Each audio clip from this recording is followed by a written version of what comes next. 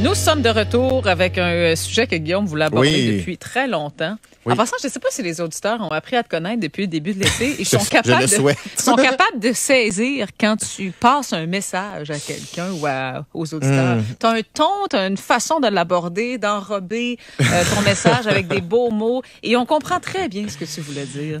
On essaye, hein. C'est ma volonté de faire passer des messages dans le respect, Oui, n'est-ce pas? Parce absolument. que c'est toujours ça le défi, hein. On parle de communication tous les jours.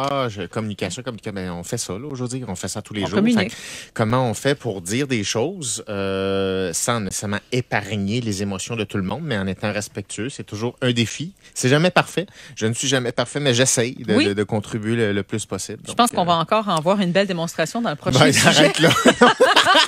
Parce qu'on va parler d'intelligence. Oui! Ça va être intéressant. Et Ouais. D'abord, avant même d'introduire le sujet, je vais tout de suite dire la question aux auditeurs. Parce que pensez à votre réponse avant même de savoir c'est quoi. J'ai hâte de Commencez à voir. travailler tout de suite. D'emblée, là, qu'est-ce que vous pensez? Là? La question est très, très simple. Est-ce que vous vous trouvez intelligent? C'est ça qu'on vous pose c'est comme bon, question. maudit, hein, comme oui, question. c'est dire, est-ce que vous vous trouvez intelligent? Le monde, il rit à la régie, son grand. Vraiment. 514-790-9850 ou le 1-866-790-9850. Dans votre définition de l'intelligence, ce que vous savez de Oui, c'est ça. l'intelligence. C'est très personnel, là, Oui. vraiment, votre feeling. Puis, on trouvait ça le fun comme question parce que jamais on pose ces questions-là dans la vie. Jamais. Ben là, on s'est dit, mais pourquoi pas? Faisons-le et abordons l'intelligence de façon différente. Guillaume, est-ce que tu te trouves intelligent? Oui. Oui, je J'espère. me trouve intelligent. Si t'avais dit non, j'aurais Mais été je me sens pas supérieur aux autres. Non. C'est très différent, Absolument. ça. Mais je sais que oui. Et je veux dire, c'est ça. Et c'est de la chance. Parce que, puis là, ça introduit mon sujet. L'intelligence, là, c'est pas flexible. C'est génétique. C'est essentiellement génétique. On peut pas le faire bouger ou faire varier notre QI dans notre vie. C'est rigide. Malgré toutes les tentatives qui ont été tentées, les tentatives à grande échelle pour améliorer le quotient intellectuel, tu peux améliorer plein de choses. Le QI, ce n'est pas flexible. Fait que ça, c'est un mythe. Et puis, justement, en parlant de ce que c'est l'intelligence, ce qui n'est pas l'intelligence, en fait, l'intelligence, il n'y a qu'une seule forme d'intelligence, en fait. Et c'est déterminé par ce qu'on appelle le facteur G pour général, le facteur cognitif général. Et le facteur G, c'est une espèce de processeur central qui explique ton habileté dans des sous-échelles d'intelligence. Donc, c'est le QI, ça, le facteur Bon, G? alors le facteur G, ça, c'est l'intelligence, mais là, il faut le mesurer. Et on a bâti ce qu'on appelle un estimé. L'estimé s'appelle le quotient intellectuel. OK, je comprends. OK? OK. Donc, l'estimé, c'est une mesure de ce facteur G-là et c'est une mesure extrêmement fiable. Et juste pour être sûr qu'on se comprend, là, s'il y a quelque chose de fiable en psychologie, c'est le QI. On connaît le QI, on comprend le QI, c'est une valeur prédictive élevée, c'est-à-dire comment on fait pour savoir si quelque chose est fiable ou pas, ça prédit le comportement. C'est probablement ce qu'il y a de plus puissant dans toute la psychologie. Donc, c'est impossible de jeter le QI, de dire c'est pas important, sans jeter carrément la psychologie au complet. Donc, s'il y a quelque chose qui est solide, c'est le QI. Et les autres formes d'intelligence qu'on appelle les autres formes d'intelligence, dans le fond, il n'y a pas d'autres formes d'intelligence. C'est vraiment un mythe qui a été propulsé depuis au moins 20 ans maintenant. Alors, quelqu'un qui dit, moi, j'ai une belle intelligence émotionnelle. Alors, ça n'existe pas. Ça non, n'existe l'intelligence émotionnelle, par exemple, c'est un construit qui est explicable en partie par le facteur G avec des traits de personnalité. Donc, un trait de personnalité, par exemple, agréable. Donc, une personne qui est très, très agréable va être très sensible, va être très à l'écoute, va saisir les émotions.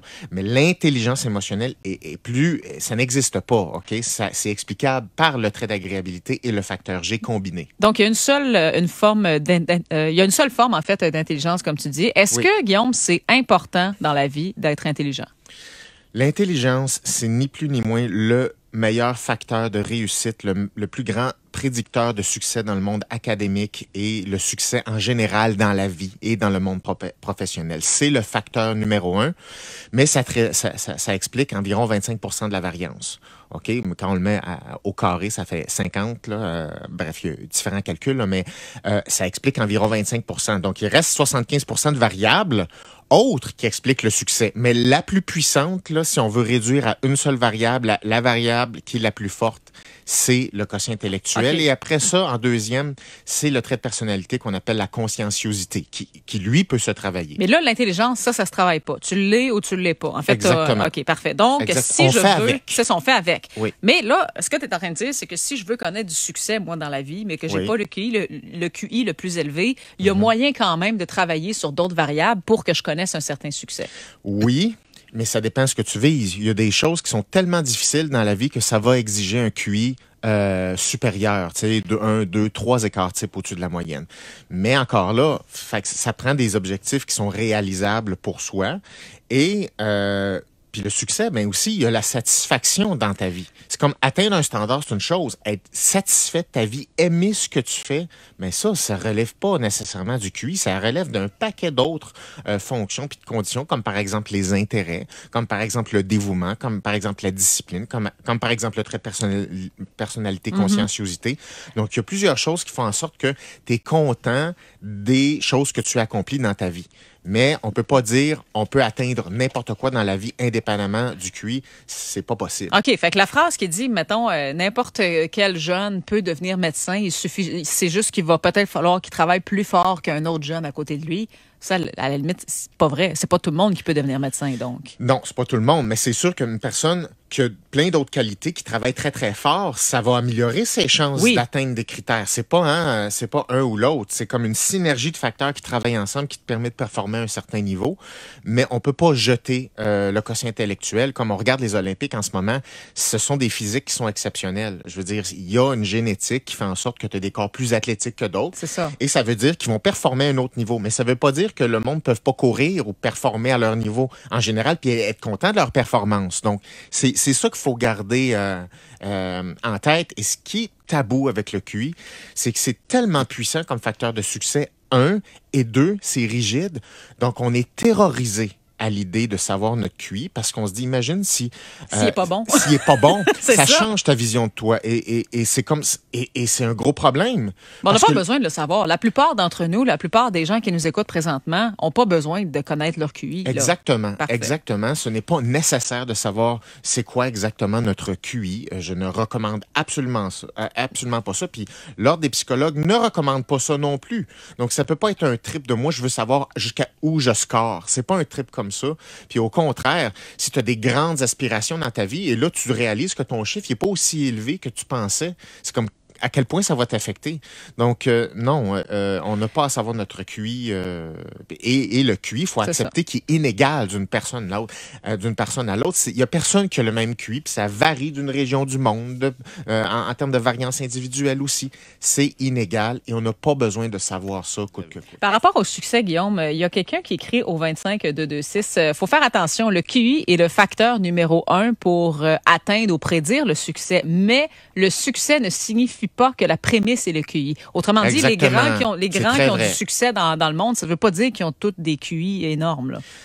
Ceux qui ont du succès dans le monde, la plupart ont un QI plus élevé.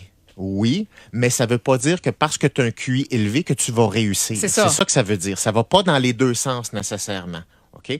Puis, il y a des gens qui ont des QI très, très normaux, qui réussissent super bien, qui sont heureux, ils font ce qu'ils aiment. Et je veux dire, donc, c'est important de se souvenir, ça explique 25% du succès. Il reste quand même 75% du succès. Ouais, j'aime ça, mettre des CH, je trouve ça beau. Mais du succès. Donc, c'est un des facteurs, c'est le plus puissant, mais il y en a beaucoup d'autres. L'autre point que je vais aborder avec toi, juste avant d'aller en pause, parce que ça revient aussi beaucoup au 98985, c'est le fameux diagnostic de douance. Oui, je m'en attendais. Oui, c'est parce que c'est rendu, en fait, on en parle beaucoup là, dans la société aujourd'hui. Il y a plusieurs enfants qui se font diagnostiquer avec la douance. Oui. Et ça explique certains comportements à l'école, par exemple. Le fait qu'ils s'emmerdent plus facilement, qu'ils s'ennuient, que bon. Est-ce que vraiment il y a beaucoup de surdoués dans la société est-ce qu'il y a autant de gens vraiment qui ont le diagnostic de douance ou c'est un petit peu une étiquette qu'on donne à toutes les sauces comme ça? Ça commence à être une étiquette qu'on donne à toutes les sauces parce que les critères de douance commencent à bouger. C'est-à-dire, avant, c'était plus sévère. Fallait être, je pense, 3 écarts types au-dessus de la moyenne pour être déclaré doué. Maintenant, on veut comme on est dans des logiques d'inclusion là en ce moment. Alors là, on y va à 2 écarts types. Ce qui fait qu'un QI de 120, il y a des gens qui vont dire ah, t'es doué. Ben 120 là, c'est pas, on peut pas dire que c'est doué là. Mais le diagnostic de douance vient automatiquement avec un test de QI, c'est ça ou pas? Ça prend absolument un test de QI. Okay. Donc ça prend absolument un QI élevé pour scorer ce qu'on appelle la douance. Il y en a qui vont dire non, ça prend des talents particuliers dans quelque chose. Non, c'est pas juste des habiletés dans une tâche, ça prend la notion de QI et ça, c'est fondamental. Et après ça, on peut investiguer sur des talents exceptionnels dans des domaines. OK, mais puis encore là, hein, il y a des petits débats là, en psychologie, il y a des auteurs puis des psychologues, des recherches qui veulent inclure ça à partir de 120 QI. Il y en a, non, c'est à partir de 135. Tu sais, ça devient de plus en plus flou à être doué. OK, puis une petite question piège, juste avant d'aller à la pause, parce que je la trouve bonne, elle vient d'entrer. On vient de dire que les hommes qui ont du succès dans le monde, en majorité, vont avoir un QI très, très élevé. Est-ce que ça veut dire que Donald Trump a un QI très, très élevé? C'est possible. C'est absolument possible. Ça veut pas dire forcément que oui, mais il y a pas un QI faible. Ça vient pas avec des habiletés sociales non plus, on s'entend. Alors, là, on parle pas de compétences surtout, hein, parce que c'est comme le QI, je le dis encore, c'est 25 de la variance. Il existe plein de choses qui sont nécessaires dans la vie, puis c'est pas tout le monde qui a toutes les qualités. Mais c'est sûr que Donald Trump n'a pas un QI qui est faible. C'est pas possible. Guillaume, je veux que... En fait, tu aimerais répondre à un texto là, qu'on vient tout juste de recevoir. Ouais. On parle d'intelligence et je vois qu'il y a des gens qui sont un petit peu... qui prennent peut-être les propos qui pas vraiment de la bonne façon, qui sont insultés. Tu vois, il y a quelqu'un ici qui dit vous dites que le QI est génétique. Ça veut dire que vous êtes en train de dire que tous les travailleurs d'usine versus les médecins ne sont pas intelligents. Pas non, du tout ça on n'a jamais dit ça. On n'a jamais généralisé ça. On a dit que le QI est proportionnel au succès en général dans la vie et ça explique 25 de la variance et que plein d'autres. Non, je pense qu'on était assez clair, mais moi, je pense que ce que ça révèle, c'est à quel point c'est un thème qui est chaud. Puis, tu sais, ça fait longtemps que je voulais en parler, puis à plusieurs fois, on se fait des meetings, on dit ah, pas là, on le sait pas.